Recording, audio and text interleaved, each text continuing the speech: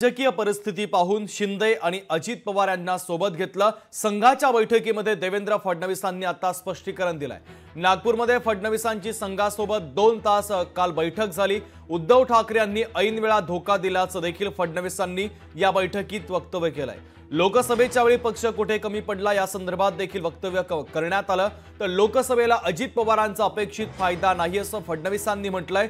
तर विधानसभेला अजित पवारांना सोबत घेऊन पुढे जाणार असल्याचं देखील देवेंद्र फडणवीसांनी संघाच्या बैठकीमध्ये म्हटलेलं आहे। आताची सगळ्यात महत्त्वाची आणि मोठी बातमी आपण पाहतोय। संघाच्या सोबत देवेंद्र फडणवीसांची काल एक महत्त्वाची बैठक झाली आणि याच बैठकीत देवेंद्र फडणवीसांनी स्पष्टीकरण दिलंय। नागपूरमध्ये फडणवीसांची संघासोबत 2 तास बैठक झाली।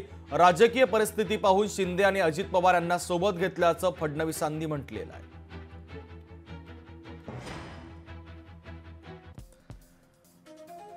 तर बैठकीत नेमकं देवेंद्र फडणवीस काय म्हणाले त्याचा तपशील आपण पाहतोय। राजकीय परिस्थिती पाहून शिंदे आणि अजित पवारांना सोबत घेतलं। उद्धव ठाकरेंनी ऐनवेळी धोका दिला असंही फडणवीसांनी म्हटलं।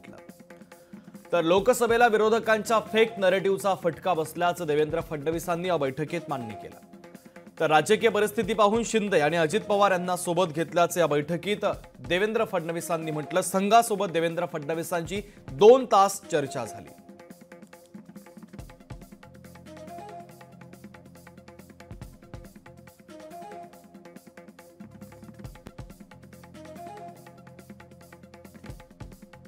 तर भाजप राष्ट्रवादीची मतं एकमेकांना ट्रान्सफर झाली नाही तसं देखील देवेंद्र फडणवीसांनी या बैठकीमध्ये म्हटलेलं आहे।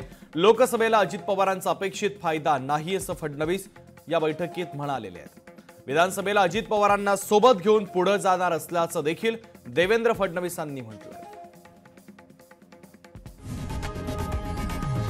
लोकशाही मराठी ऐका, पहा, जागरूक रहा।